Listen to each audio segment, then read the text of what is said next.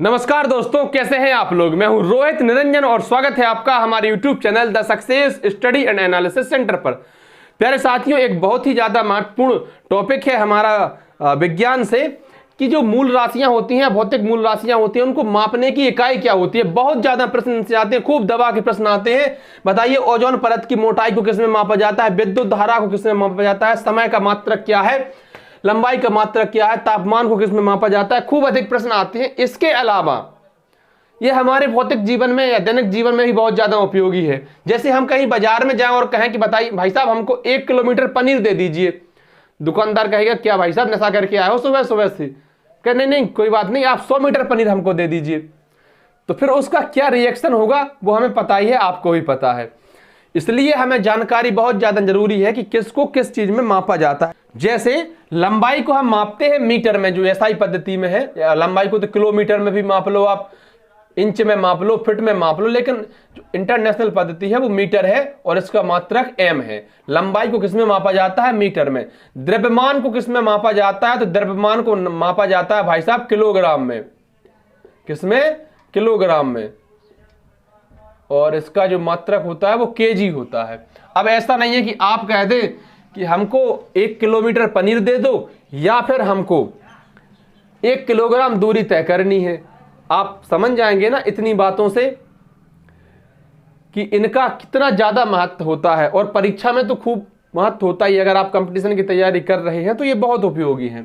फिर आता है समय। बताइए, समय को किसमें मापा जाता है, तो समय को मापा जाता है सेकंड में। मात्रक होता है इसका एस। समय के बाद आती है विद्युत धारा। तो विद्युत धारा को हम मापते हैं किसमें, एम्पियर में। एम्पियर में। और इसका जो मात्रक होता है वो ये होता है। इसके बाद देखिए ऊष्मागतिक ताप, इसको मापा जाता है केल्विन में। किसमें, केल्विन में। बहुत ज्यादा महत्वपूर्ण है, आप कहीं से भी पढ़िए लेकिन इनको तैयार कीजिए। केल्विन में इसको मापा जाता है, मात्रक रहता है के। फिर आती है पदार्थ की मात्रा। पदार्थ की मात्रा को हम किस में मापते हैं, तो पदार्थ की मात्रा जो है वो मोल में मापी जाती है। खूब प्रश्न इसी से आते हैं, पदार्थ की मात्रा किस में मापी जाती है, मोल में। मात्रक रहता है MOL। इसके बाद आती है ज्योति तीव्रता। तो ज्योति तीव्रता को कैंडेला में मापा जाता है। किसमें, कैंडेला, CD। दाब, दाब किस में मापी जाती है, तो दाब पास्कल। दाब का जो मात्रक होता है वो होता है पास्कल, PA। ध्वनि की प्रबलता। ध्वनि की प्रबलता आपको पता है किस में मापी जाती है, डेसिबल में। उल्टे साइड से लिखना नहीं बन रहा था, किसमें, डेसिबल में। ध्वनि की प्रबलता जो होती है वो डेसिबल में मापी जाती है और इसका मात्रक होता है dB। इतनी बात से आप सहमत हैं क्या। एक्चुअल में मुझे ना जो दिखता है सामने वो मिरर इमेज दिखती है, तो कोई गलती से अगर कुछ गलत लिख जाए और बाद में पता चले एडिटिंग में वो सब ध्यान आए तो उसके लिए क्षमा प्रार्थी रहेंगे। कोशिश तो यही करते हैं कि सब कुछ बेहतर और अच्छा लिखा जाए। खैर आगे बढ़ते हैं तो हम देखते हैं कि नौ संचालन में दूरी। ये जो दूरी थी वो जमीन पर थी, जो मीटर में हम नापते थे लंबाई। अब जब जहाज समुद्र में चलते हैं तो समुद्री दूरी को कैसे मापा जाता है, वही है नौ संचालन में दूरी। तो हम इसको मापते हैं नॉटिकल मील में। किसमें, नॉटिकल मील। बहुत ज्यादा महत्वपूर्ण प्रश्न है, नॉटिकल मील। ये नॉटिकल मील जो होता है ना, 1 मील से थोड़ा सा बड़ा होता है। 1 मील बराबर 1.150 नॉटिकल मील होता है।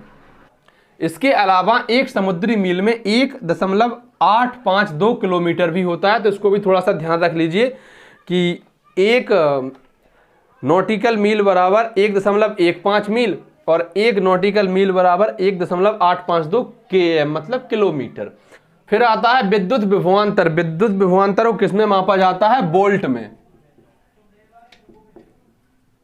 वोल्ट भी, ये सब चीजें आपने सुनी हुई हैं। वोल्ट भी सुना है आपने, क्या नाम इसका, ये डेसिबल भी सुना है, एम्पियर भी सुना है। जब हम कोई भी उपकरण खरीदते हैं तो कितने वोल्ट की इसकी क्षमता है, कितने एम्पियर, सब कुछ जानते हैं। तापमान को किसमें मापा जाता है, तो तापमान को मापा जाता है सेल्सियस में।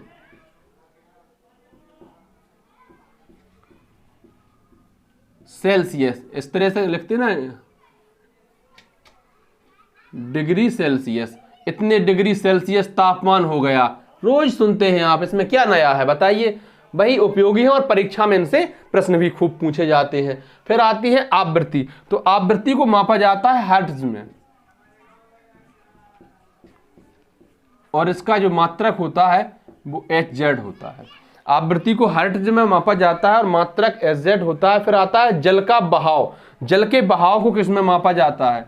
जल के बहाव को क्यूसेक में मापा जाता है। आपने सुनी होगी खूब खबरें, हथनीकुंड बैराज से इतने क्यूसेक पानी छोड़ा गया, यमुना नदी में बड़ा जल स्तर, दिल्ली में बाढ़ की आशंका बरकरार है खूब सुनते हैं खबरें। वही है, जल का बहाव किस में मापा जाता है? तो क्यूसेक में जल के बहाव को मापा जाता है।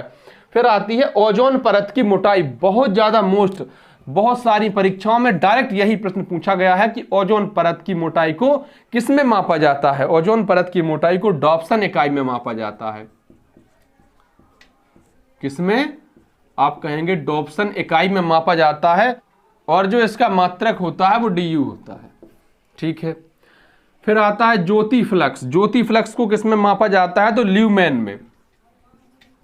ज्योति फ्लक्स को ल्यूमेन में मापा जाता है, और जो उसका मात्रक होता है वो LM होता है। चुंबकीय प्रेरण या चुंबकीय क्षेत्र को किस में मापा जाता है? तो आपको पता है टेस्ला, वो जो टेस्ला की कार आती है चुंबकीय क्षेत्र या चुंबकीय प्रेरण को टेस्ला में मापा जाता है, मात्रक इसका T होता है। फिर आता है समतल कोण। समतल कोण को किस में मापा जाता है? तो रेडियन। समतल कोण को मापा जाता है रेडियन में, और घन कोण को मापा जाता है स्टेरेडियन में। स्टेरेडियन। घन कोण को मापा जाता है किसमें? स्टेरेडियन में, और इसका जो मात्रक होता है वो SR होता है। ऊष्मा को किस में मापा जाता है? तो ऊष्मा को मापा जाता है कैलोरी में। ऊष्मा को मापने की जो इकाई होती है वो कैलोरी होती है, CAL। ये जो महत्वपूर्ण इकाइयां हैं, बहुत खूब इनसे प्रश्न भी आते हैं। किसी भी परीक्षा में जहां पर जीके या साइंस आने भर की उम्मीद हो, वहां पर इनसे खूब प्रश्न आते हैं, दवा के प्रश्न आते हैं। सिंपल सा प्रश्न आएगा, बताइए ओजोन परत को की मोटाई मापने की इकाई क्या है? 4 विकल्प दे रखे होंगे। अब आपने पढ़ा होगा तो तुरंत बता देंगे।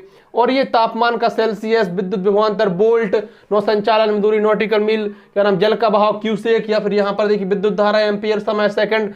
कॉमन चीजें हैं जो जिनका हम उपयोग करते हैं, इनको खबरों में सुनते हैं, हमेशा बोलचाल में भी उपयोग करते हैं, लेकिन पता नहीं होता है। कई बार ऐसी गलती हो जाती है, परीक्षा में 1 नंबर कट जाता है।